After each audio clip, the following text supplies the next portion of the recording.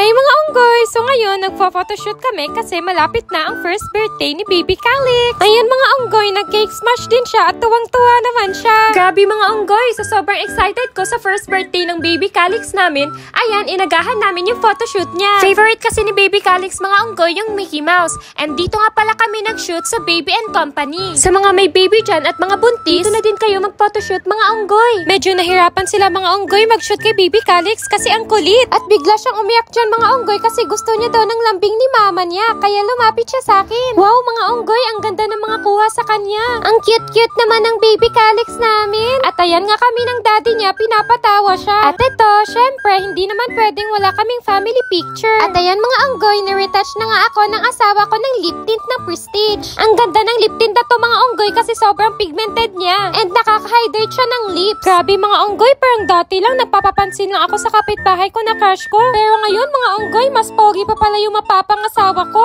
At may cute pa kaming baby. So hanggang dito lang muna mga unggoy. Comment nga kayo mga unggoy kung na-miss nyo yung ganitong content